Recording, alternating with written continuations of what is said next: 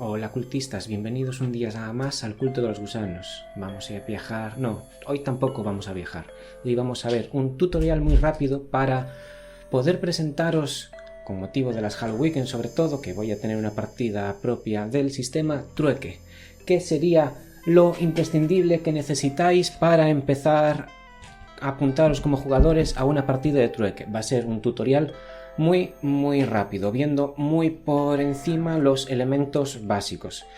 Para más información, o podéis comprar el manual, que tampoco es muy caro, o os apuntáis a una partida como las que se ofrecen este fin de semana en las Halloween, que es una de las mejores formas de aprender a jugar.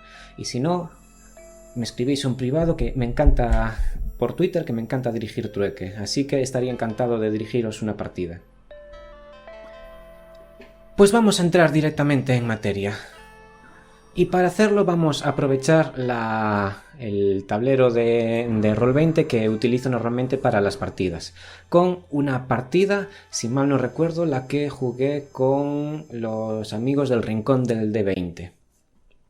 Vale, ¿qué es lo primero que necesitamos saber para jugar a Trueque?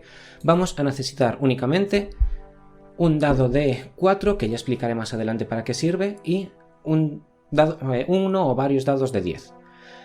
Las partidas empiezan definiendo a los personajes, se generan al principio de la partida. ¿Qué elementos hay que definir? Tenemos aquí los diferentes elementos de la ficha. Estaría el nombre, dos trasfondos, normalmente se escogen dos trasfondos de entre una de las listas, aunque permiten inventar algunos nuevos. Estos trasfondos van a sumar dados a la hora de hacer tiradas. Los estados, que normalmente no se empieza normal. Sí, puede aparecer con algún estado más según el escenario, pero lo normal es que se empiece con marcado, y cuando se llegan a 5 estados, aparte de tener los estados tienen efectos a nivel narrativo sobre el personaje, cuando se llega a 5 estados quiere decir que este personaje no va a salir vivo de este escenario. Va a ser el jugador o jugadora quien va a decidir cómo va a morir dentro del escenario y en qué momento, pero no va a salir vivo. ¿Qué más tiene? Creencias. Se escoge una de entre las de la lista, que se van... Al final, todos los elementos de la lista, a mí me gusta compararlos con un juego de mesa de gestión de recursos. Es un juego muy narrativo, pero tienes una serie de recursos que puedes ir gastando para ir consiguiendo bonificadores en las tiradas. Los pilares de estabilidad, una persona y un lugar que dan tranquilidad al personaje. Posesiones preciadas que lo ayudan a concentrarse y que le dan una cierta estabilidad y que se pueden, al igual que el resto de elementos, gastar. Una idea general del personaje, definido con una frase, cuál es esa idea genérica del personaje. Lo del lugar tranquilo lo voy a omitir porque normalmente, sobre todo en partidas de este tipo de eventos, es el lugar tranquilo, visitar el lugar tranquilo puede alargar un poco las sesiones, y para partidas online de una sola sesión a mí no me gusta utilizarlo, entonces no lo voy a explicar. Es muy interesante otro de los elementos, que es la balada triste, que es una historia que otro de los personajes ha escuchado sobre el personaje que estás jugando. Se lo inventa otro de los jugadores de la partida y debe decidir, por un lado, se debe decidir si el otro jugador lo cree, el resto de jugadores deben decidir si la historia triste que se escucha sobre el personaje, este rumor malsano que se cuenta de él, se lo creen, y por otro lado el personaje en secreto debe decidir si es cierto o no. Puede aceptar esta balada triste, hacerla suya, o decir que es mentira. Y el último de los elementos que vamos a tener es la motivación, que sobre todo a nivel narrativo va a ser este elemento con el que el personaje va a basar todas sus acciones, esta motivación para el escenario, para tirar adelante en el escenario. Y las decisiones que haga deberán basarse en esto. Luego vemos los puntos de ímpetu, que sería una especie de energía vital del personaje. Si hay dos personajes, ahí veis que tienen los dos personajes aquí, se marcarían hasta aquí con 3 personajes, hasta la casilla de 3 personajes. Si eran 12 puntos de ímpetu en total a repartir. Con 2 personajes son 6, con 3 personajes son 4 puntos de ímpetu y se pueden gastar también para los bonificadores. Este tablero está hecho para que todos los jugadores tengan sus fichas delante, ya que son públicas. Un resumen de reglas y lo último, el mantel de las consecuencias, que me pararé al final del vídeo. En trueque solo se van a tirar los dados cuando exista un riesgo real para los personajes. De serie se tira un dado de 10.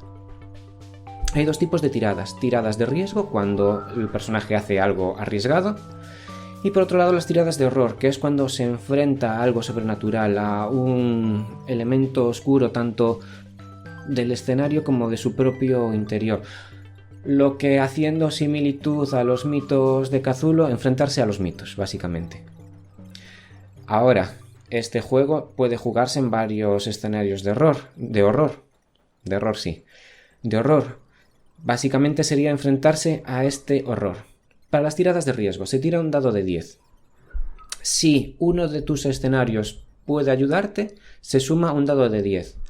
Se podría además quemar un objeto para obtener un +2. Esto sería centrarte en uno de estos objetos que definíamos antes, estos objetos preciados, posesiones preciadas, y se quemarían, es decir, se perderían en el escenario. Habría que narrar cómo se pierde y cómo te ayuda a superar esta tirada, ya sea concentrándote, ya sea de forma narrativa, pero la gastas. Y se puede gastar un punto de ímpetu para obtener un +2 en la tirada. Para las tiradas de horror se tira un dado de 10.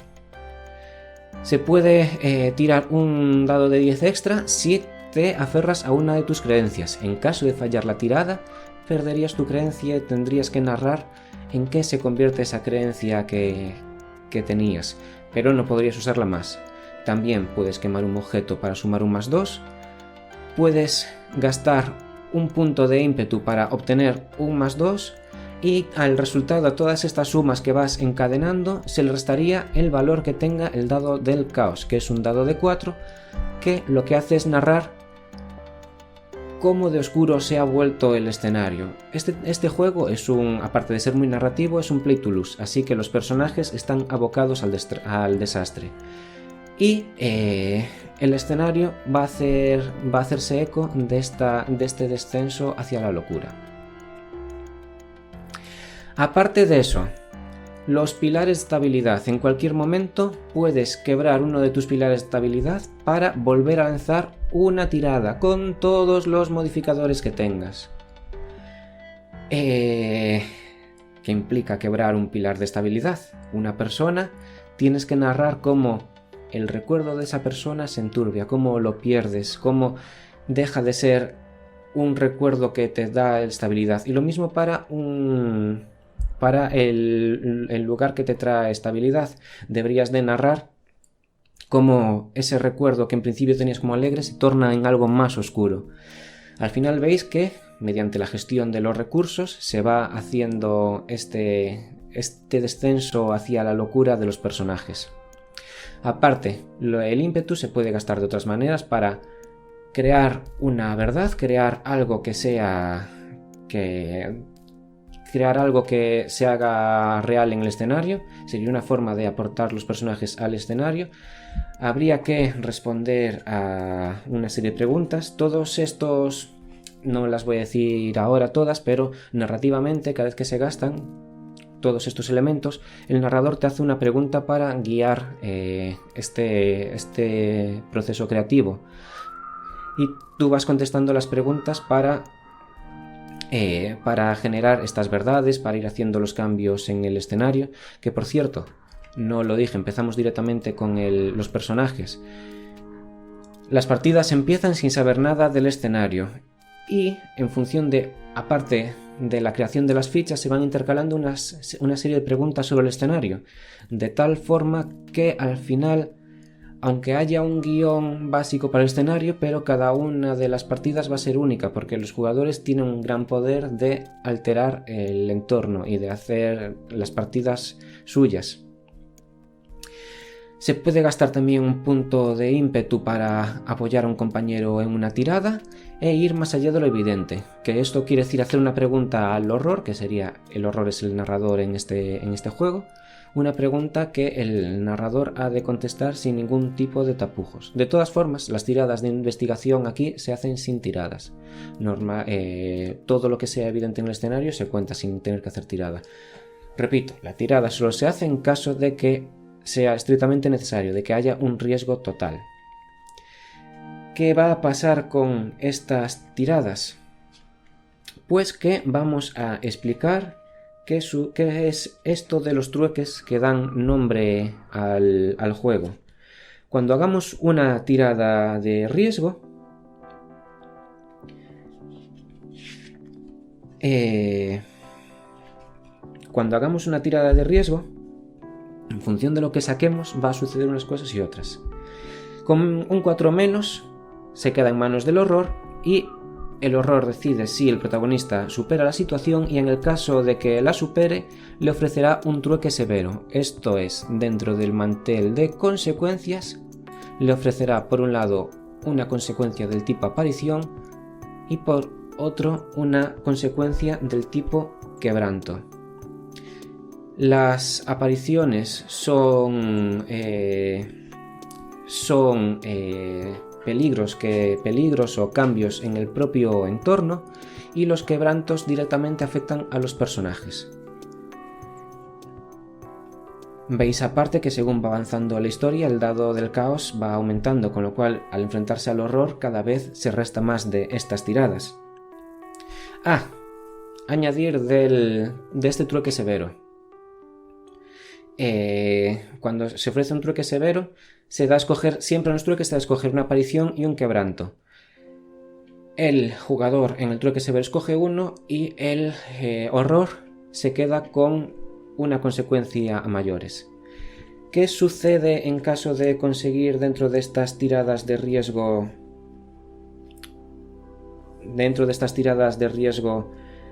un 5 o un 8? Se va a pedir un trueque normal, es decir, una aparición o un quebranto, y el jugador escoge una de ellas. Si se saca un 9 más, se supera la tirada. En las tiradas del horror se sigue este mismo baremo de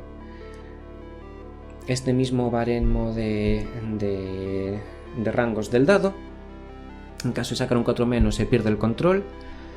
Se le asignan 2 consecuencias al personaje, y a mí me gusta hacerlo, es lo que entendí según las normas, en función de lo que el resto de jugadores, el personaje pierde el control y el resto de jugadores narran cómo ha perdido el control, y en función de lo que narren se le asigna dentro de la lista de dados 2 de ellos. 5-8 es un trauma que puede mantener el control pero se queda con un estado, y con 9 o más se supera la tirada. Y como dirían en los Looney Tunes, esto es todo, amigos. Esto es lo que se necesita en principio para empezar a jugar a trueque. Son las reglas más básicas.